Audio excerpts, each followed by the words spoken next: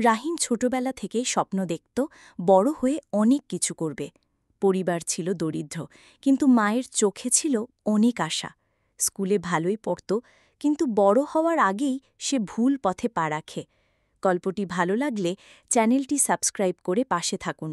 একটি লাইক দিন, এতে আমরা উৎসাহিত হই পরবর্তী ভিডিও বানাতে। বন্ধুদের সঙ্গেই শুরু, যারা মজা আর সহজ পথের কথা বলত। প্রথমে ধীরে ধীরে ক্লাস ফাঁকি, মিথ্যা বলা আর মোবাইলে আসক্তি বেড়ে যায়। মা বোঝাত, বাবা, সময় চলে গেলে আর ফিরে আসে না। কিন্তু সে হাসত, বলতো, সময় তো হাতে অনেক। একদিন এক বন্ধু তাকে বলে, চলো একটা ছোট কাজ করি, কিছু টাকা পাবি। সেই ছোট কাজ ছিল চুরি করা। প্রথমবার কেউ ধরেনি, কিন্তু তার ভেতরের ভয় নিঃশব্দে বেড়েই চলেছিল। দ্বিতীয়বার ধরা পড়ে, পুলিশ তাকে ধরে, তার মা থানায় আসে। চোখে ছিল না অভিশাপ, ছিল শুধুই কান্না। সেই দৃশ্য ভোলা যায় না তার। মা বলল, তুই যদি হারিয়ে যাস, আমি কোথায় থাকব? সেই কথাগুলো তার বুকের ভেতর পাথরের মতো জমে রইল। জেল খেটে বের হওয়ার পর সে পাল্টানোর শপথ নেয়, কিন্তু সমাজ মুখ ঘুরিয়ে নেয়। চোর তকমাটা সহজে মুছে না। তবুও সে থামে না। একটা ওয়ার্কশপে সাহায্যকারীর কাজ নেয়। মেঠো রাস্তা দিয়ে প্রতিদিন কাজে যেত। লোকজন হাসত, এই ছেলেটা আগেও তো এমন ছিল না। সে মাথা নিচু করত না। সে জানত তার ভুল তারই শোধ দিতে হবে।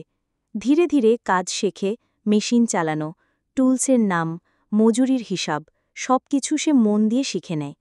একদিন সেই গ্যারেজের মালিক অসুস্থ হয়ে পড়ে।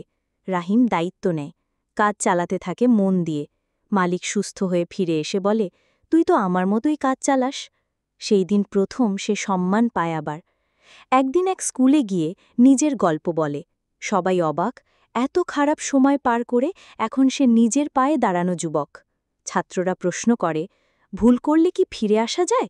রাহিম বলল, ভুল সবাই করে, কিন্তু শোধরানো সবার কাজ নয়। তার মা এখন খুশি, হয়তো তার ছেলে ডাক্তার বা ইঞ্জিনিয়ার হয়নি, কিন্তু সে মানুষ হয়েছে। রাহিম বলে, ভুল থেকে শিক্ষা না নিলে সেই ভুল তোমাকে গিলে খাবে। সে আজ ছেলেমেয়েদের শেখায় সময়ের দাম, বন্ধুর প্রভাব আর সত্যপথের শক্তি। তার জীবন প্রমাণ করে, একটা ভুল জীবন শেষ করে দিতে পারে, আবার একটা সিদ্ধান্ত জীবন বদলাতেও পারে। আজ সে এক অনুপ্রেরণা, যাকে সমাজ একসময় ঘৃণা করেছিল, এখন সেই সমাজই তার কথা শোনে। সে বলে, আমি হেরে যাইনি, আমি শিখে গেছি। ভুলটা ছিল আমার, কিন্তু সংশোধনটাও আমার। এটাই সবচেয়ে বড় শিক্ষা। তাই জীবনে ভুল করলেও থেমে যাওয়া নয়, উঠে দাঁড়ানোই হলো বিজয়। গল্পটি কেমন লাগলো কমেন্ট করে জানাবেন।